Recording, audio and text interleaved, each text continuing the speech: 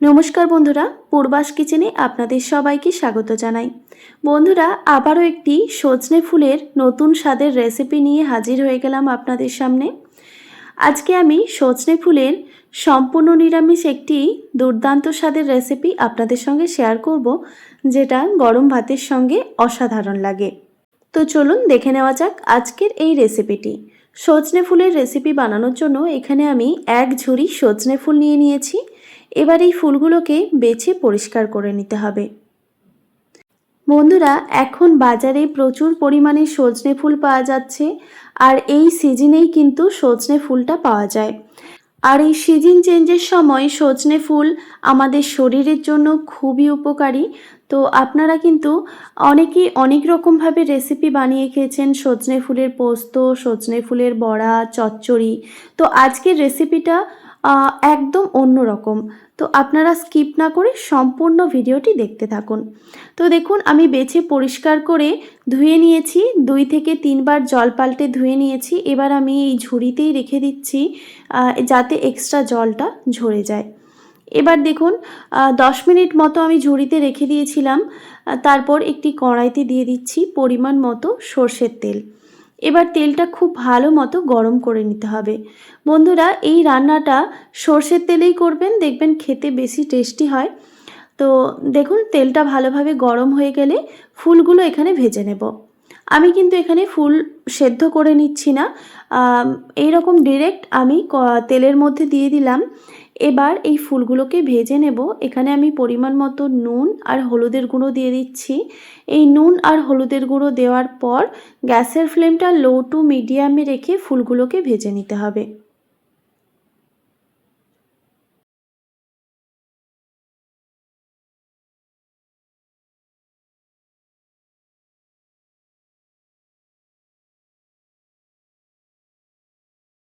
ফুলগুলো যাতে একটু সেদ্ধ হয়ে যায় সেই জন্য আমি 2 থেকে 3 মিনিট মতো একটি ঢাকা দিয়ে রেখে দিচ্ছি।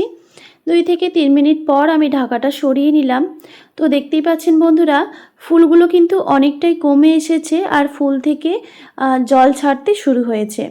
তো এই সময় আমি গ্যাসের ফ্লেমটা হাই করে দিয়ে এবার জলটাকে পুরোপুরিভাবে শুকনো করে নেব।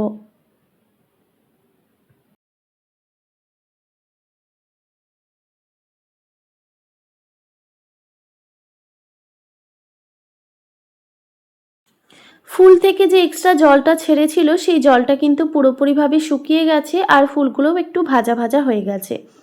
দেখুন, ফুলগুলো এবার আমি একটি পাত্রে নামিয়ে নিচ্ছি।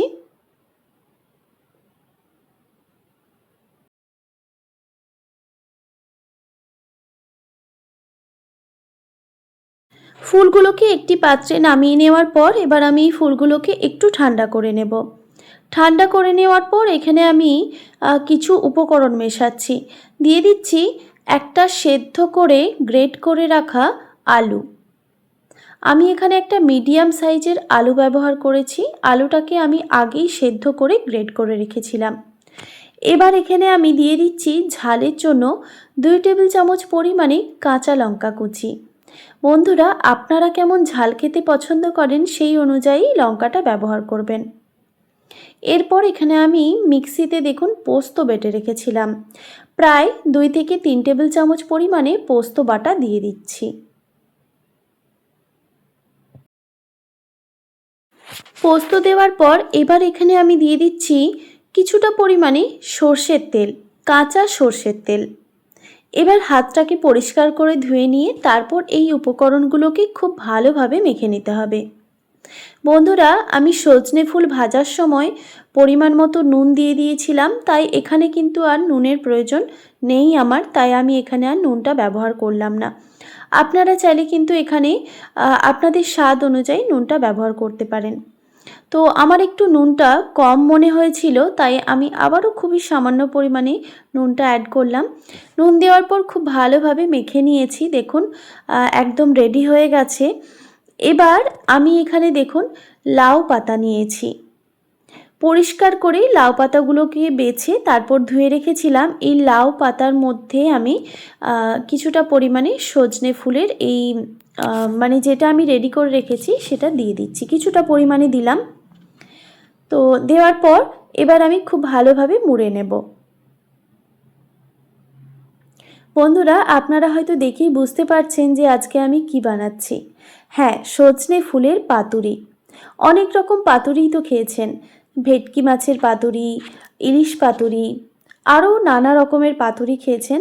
তো সম্পূর্ণ নিরামিষ পদ্ধতিতে এই সজনে ফুলের পাতুরিটা একবার খেয়ে দেখুন, দেখবেন একবার খেলে বারবার মন চাইবে খেতে। তো দেখুন, একটা আমি রেডি করে নিয়েছি, এবার আরও একটা আমি আপনাদের বানিয়ে দেখাচ্ছি।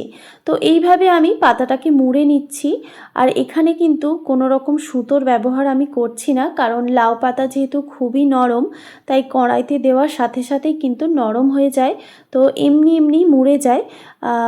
সেই জন্য আমি আর সুতো দিয়ে বাঁধছি না। তো দেখুন, আরও একটা রেডি হয়ে গেল। এই একইভাবে আমি সব পাতায় মুড়ে নেব সজনে ফুলগুলো। তারপর দেখুন, সব পাতাগুলো মোড়া হয়ে গেছে। এবার আমি একটা প্যানের মধ্যে দিয়ে দিচ্ছি কিছুটা পরিমাণে সর্ষের তেল। প্রায় 1 থেকে 1.5 টেবিল চামচ পরিমাণে সর্ষের তেল ব্যবহার করেছি। এবার এই তেলটা প্যানের চারপাশে খুব ভালোভাবে ছড়িয়ে দিতে হবে। এবার তেলটা ভালোভাবে গরম হয়ে গেলে পাতায় মোড়া সজনে ফুলগুলো খুব ভালোভাবে ভেজে নিতে হবে। এখন আমি গ্যাসের ফ্লেমটা মিডিয়ামে রেখেছি। মিডিয়ামে রেখে এই পাতাগুলোকে বেশ ভালোভাবে ভেজে নিতে হবে। সব পাতাগুলো একসঙ্গে ভাজা যাবে না, তাই আমি 2 থেকে 3টা ব্যাচে এগুলোকে ভেজে নেব। তো একটি ঢাকা দিয়ে দিচ্ছি কিছুক্ষণের জন্য গ্যাসের ফ্লেমটা মিডিয়ামে রেখে, তাহলে পাতাগুলো আরও একটু তাড়াতাড়ি নরম হয়ে যাবে। কিছুক্ষণ পর আমি ঢাকাটা সরিয়ে দিলাম। এবার এক সাইডটা দেখুন ভাজা হয়ে গেছে, এবার আর এক সাইডটাও ঠিক একইভাবে এইভাবে ভেজে নেব। তো আবারও আমি একটি ঢাকা দিয়ে দিচ্ছি। গ্যাসের ফ্লেমটা আবারও বলছি লো টু মিডিয়ামে রেখে এই পাতুরিগুলোকে ভেজে নিতে হবে। কিছুক্ষণ পর আমি আবারও ঢাকাটা সরিয়ে নিলাম। তো এবার কিন্তু আর ঢাকা দেব না, 2 সাইডটাই উল্টে পাল্টে ভেজে নিয়ে তারপর তুলে নেব। আমাদের সম্পূর্ণ নিরামিষ সজনে ফুলের পাতুরি কিন্তু ঠিক এইভাবেই সবগুলো আমি ভেজে নেব। তো দেখুন, একটা রেডি হয়ে গেল। এবার এইগুলোকে আমি প্যান থেকে তুলে রাখছি। এবার একইভাবে আমি সব পাতুরিগুলোই ভেজে নেব।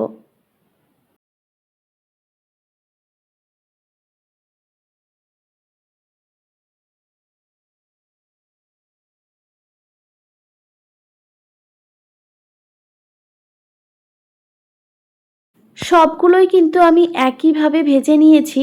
দেখুন ভাজা হয়ে গেছে। এবার এটিকে আমি গরম গরম ভাতের সঙ্গে পরিবেশন করে নেব। দেখুন এখনও পর্যন্ত কিন্তু খুবই গরম রয়েছে। আপনাদের একটা ভেঙে দেখাই। দেখতেই পাচ্ছেন যে দেখতে কতটা লোভনীয় হয়েছে, খেতেও কিন্তু ভীষণই টেস্টি হয়। তো আপনারা অবশ্যই এইভাবে একবার হলেও বানিয়ে দেখবেন। একবার বানালে দেখবেন বারবার বানাতে ইচ্ছে করবে, এতটাই টেস্টি হয়। আশা করি আজকের এই রেসিপি আপনাদের ভালো লেগেছে। ভালো লেগে থাকলে অবশ্যই একটি like, comment, share and subscribe করে দেবেন, আর পাশে থাকা বেল আইকনটিও প্রেস করে দেবেন। তাহলে নিত্য নতুন রান্নার ভিডিওগুলি আপনাদের কাছে পৌঁছবে। ভালো থাকবেন, সুস্থ থাকবেন। দেখা হচ্ছে নতুন কোনো রেসিপি নিয়ে। আর এতক্ষণ আমার সঙ্গে থাকার জন্য আপনাদের সবাইকে অনেক ধন্যবাদ।